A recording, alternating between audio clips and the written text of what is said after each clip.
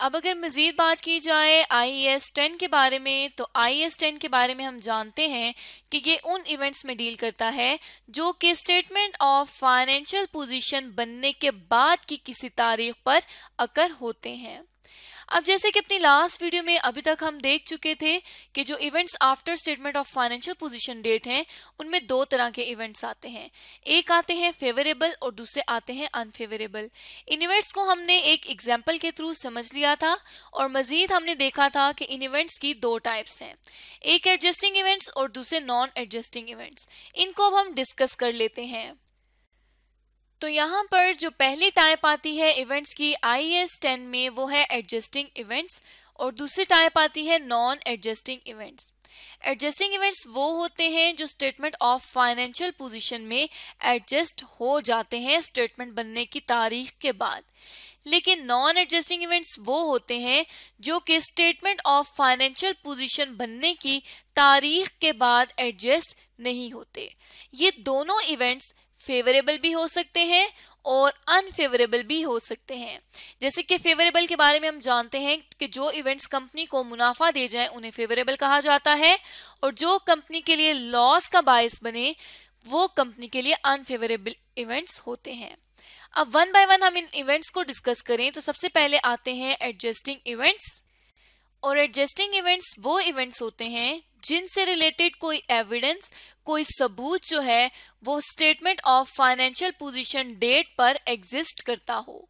मतलब जिस डेट पर स्टेटमेंट ऑफ फाइनेंशियल पोजीशन बनी है, अगर उस डेट पर इस इवेंट से रिलेटेड कोई सबूत मौजूद है तो उसे हम कहेंगे कि ये जो इवेंट है ये एडजस्टिंग इवेंट्स है। और दूसरी बात कि ये जो इवेंट है ये मटेरियली अफेक्ट करे और कंपनी की स्टेटमेंट को चेंज करे, तो उस सूरत में हम इसे कहेंगे कि ये एडजस्टिंग इवेंट है। और ये दोनों जो पॉइंट्स हैं ये IAS 10 ने खुद डिफाइन किए हैं कि इन दोनों केसेस में इवेंट को एडजस्टिंग इवेंट कहा जाएगा। जैसे कि लेट्स सपोज अगर एक एग्जांपल की बात करें तो अली एंटरप्राइजेस जो है वो एक कंपनी है। हम एज्यूम कर लेते हैं कि ये कंपनी ग्लास मैन्युफैक्चरिंग कंपनी है। कंपनी ग्लास बनाती है और ग्लास को सेल करती है क्रेडिट पर। जब क्रेडिट पर सेल करती है तो उसने कुछ कस्टमर्स से पैसे रिसीव करने हैं जिन्हें हम रिसीवेबल्स कह देते हैं। अब इसका कंपनी का एक रिसीवेबल है जो कि है अहमद कंपनी, जिसने अभी तक अली एंटरप्राइजेस को पेमेंट नहीं की, और अली एंटरप्राइजेस ने एक कोर्ट केस कर दिया है अहमद कंपनी पे। अब यहाँ पे अगर हम देखें तो हम एज्यूम करते हैं कि जितनी पेमेंट जो है, जिस पेमेंट के बदले कंपनी ने इतना केस कर दिया है अहमद कंपनी पे, उस पेमेंट की अमाउंट है 30 मिलियन रुपीस। अब यहाँ पे 30 मिलियन रुपीस अहमद कंपनी ने देने हैं लेकिन वो नहीं दे रही, इसलिए अली एंटरप्राइजेस ने अहमद लिमिटेड पर कोर्ट केस कर दिया है। लेकिन जो केस की डेट थी वो थी 7 मार्च 2019। अब यहाँ पे डेट को जरूर देखना है क्योंकि ये डेट से ही कंसर्न करता है। और जो स्टेटमेंट ऑफ फाइनेंशियल पोजीशन बनने की तारीख है वो है 31 दिसंबर। इस डेट पर स्टेटमेंट ऑफ फाइनेंशियल पोजीशन बनेगी। अब अगर देखा जाए तो ये 2019 की है और ये भी जो स्टेटमेंट बनेगी ये भी 31 दिसंबर 2019 पर बनेगी। तो ये जो केस है 2019 का है, लेकिन जो डिसीजन आएगा, डिसीजन जो आया है वो 31 दिसंबर 2019 तक स्टेटमेंट ऑफ फाइनेंशियल पोजीशन बनने तक नहीं आया। अब जो डिसीजन आया है इस केस से रिलेटेड वो आया है 6 जनवरी 2020 में, मतलब के अगले साल। और जो स्टेटमेंट की ऑथराइजेशन डेट है, मतलब जिस डेट को जो डायरेक्टर्स हैं वो इस स्टेटमेंट को अप्रूव करेंगे, ऑथराइज करेंगे कि ये पब्लिश कर दी जाए, वो डेट है 30 अप्रैल। लेकिन जो इवेंट है वो स्टेटमेंट ऑफ फाइनेंशियल पोजीशन के बाद और ऑथराइजेशन से पहले आ रहा है, मतलब डिसीजन जो है वो मिड में आ रहा है।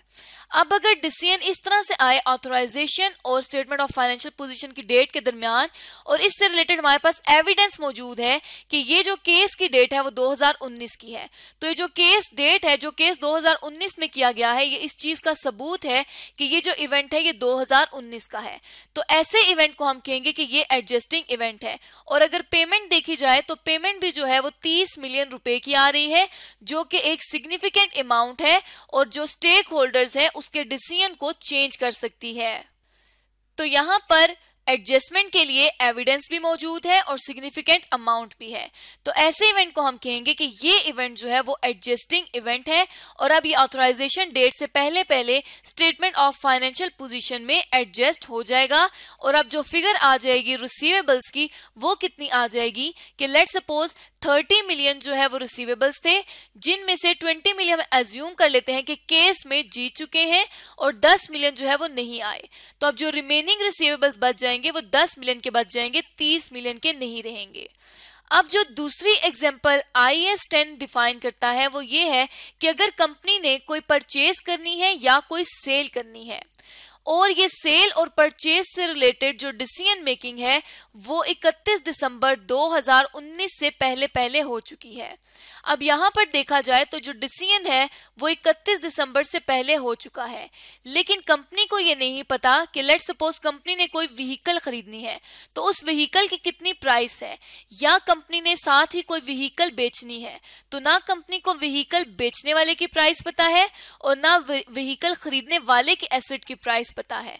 तो यहाँ पे ना सेल प्रोसीड है ना परचेज प्राइस है।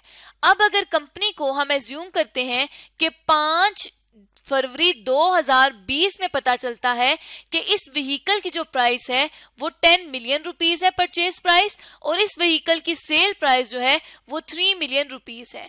तो अब 5 फरवरी को पता चली है, ऑथराइजेशन अगर 30 अप्रैल की है ऑथराइजेशन डेट, तो ऑथराइजेशन डेट के दरमियान और स्टेटमेंट ऑफ फाइनेंशियल पोजीशन बनने की डेट के दरमियान में ये इवेंट हुआ है और इससे रिलेटेड जो डिसीजन है वो जो है इस चीज का एविडेंस होगा।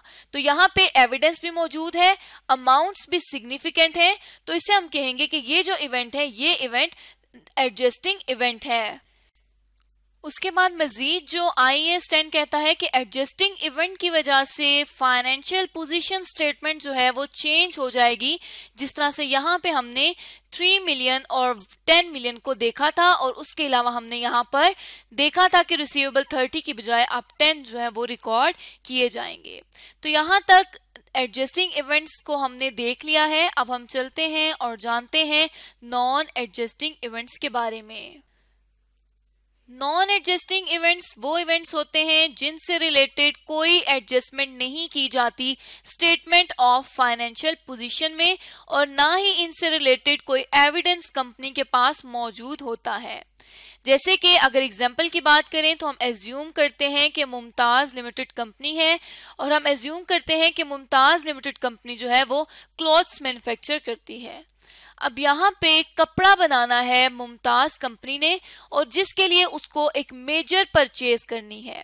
तो IAS 10 ये कहता है कि जो मेजर परचेज होगी वो जिस साल में की जाएगी उसी साल में उसको रिकॉर्ड किया जाएगा, इससे रिलेटेड कोई एडजस्टमेंट नहीं की जाएगी प्रीवियस टाइम में। अब यहाँ पे हम एज्यूम करते हैं कि जो स्टेटमेंट ऑफ फाइनेंशियल पोजीशन है वो 31 दिसंबर 2019 को बनती है और इसकी जो ऑथराइजेशन डेट है वो है 4 अप्रैल 2020। लेकिन कंपनी ने जो एसेट है लेट्स सपोज के प्लांट जो है वो कंपनी ने खरीदा है और प्लांट कंपनी ने 3 जनवरी 2020 को खरीदा है और 100 मिलियन रुपीस का ये प्लांट खरीदा है। अब अगर देखा जाए तो ये मेजर परचेज भी है और यहाँ पर जो डेट है उसके बाद जो है वो प्लांट खरीदा गया है, लेकिन ऑथराइजेशन डेट से पहले भी खरीदा गया है। एक और जो मेन चीज आती है वो आती है एविडेंस की।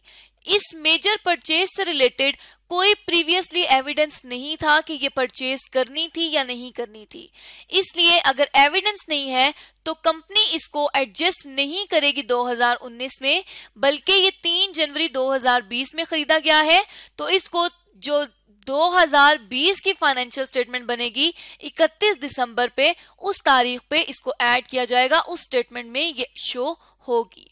उसके अलावा एक जो मेजर पॉइंट है नॉन एडजस्टिंग इवेंट्स का वो ये है कि इनकी वजह से statement of financial position change नहीं होगी, लेकिन कंपनी जो है वो सेपरेटली नोट्स दे देगी नेक्स्ट ईयर के रिकॉर्ड से रिलेटेड कि जो है कंपनी ने परचेज 3 जनवरी को की थी, लेकिन इससे रिलेटेड कोई एविडेंस नहीं था, इसलिए इस इवेंट को एडजस्ट नहीं किया गया।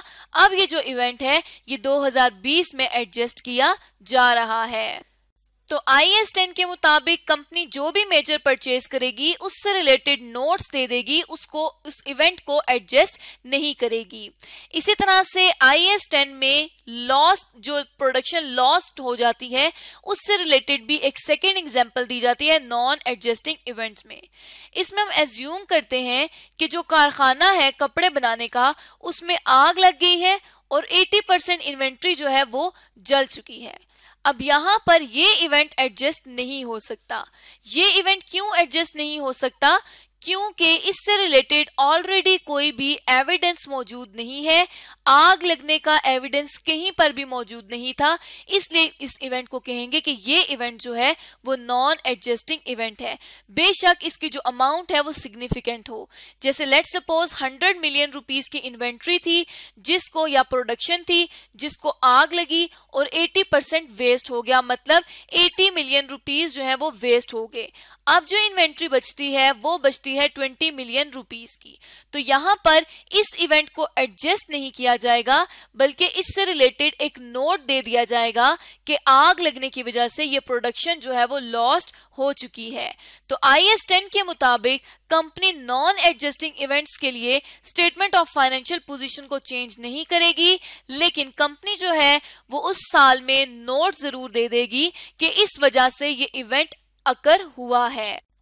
तो इस तरह से आज के इस वीडियो में हमने जान लिया कि IAS 10 के मुताबिक एडजस्टिंग इवेंट्स और नॉन एडजस्टिंग इवेंट्स कौन से होते हैं और कंपनी उनको किस तरह से ट्रीट कर सकती है।